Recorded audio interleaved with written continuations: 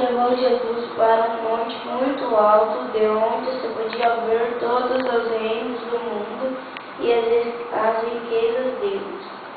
Então Satanás disse: está vendo tudo isso? Se te ajoelhares perante mim, tudo isso será seu. Jesus respondeu. Quem pegou o versículo 10, poderia ler? Jesus respondeu: vai embora, Satanás. As Escrituras Sagradas afirmam: adore o Senhor, o seu Deus, e sirva somente a Ele. Nós devemos ficar atentos e sempre ler alguns versículos que nos dão dicas para que, se formos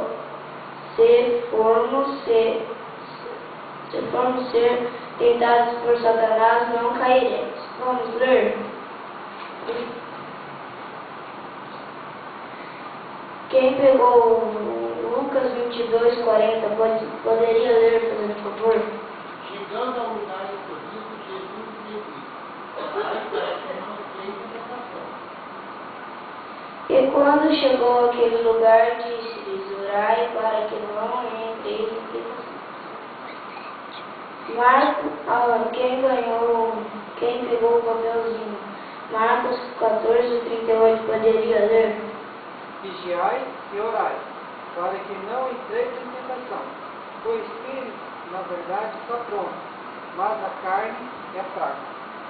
E agora quem pegou o papelzinho? Mateus 26:41.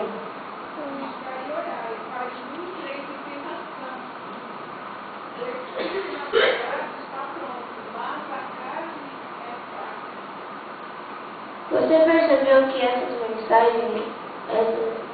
mensagem está repetida 3 vezes em livros diferentes?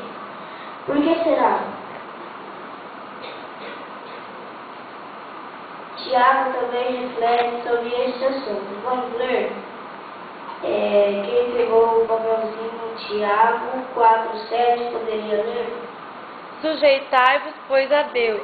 Resisti ao diabo, e ele fugirá de vós. Bem, na minha opinião, é porque devemos orar e vigiar para não cair em tentação, porque ela é grande.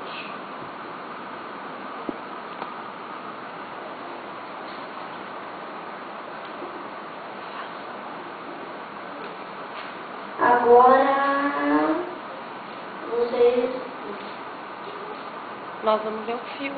Agora nós iremos ver um filme que ilustra esta história.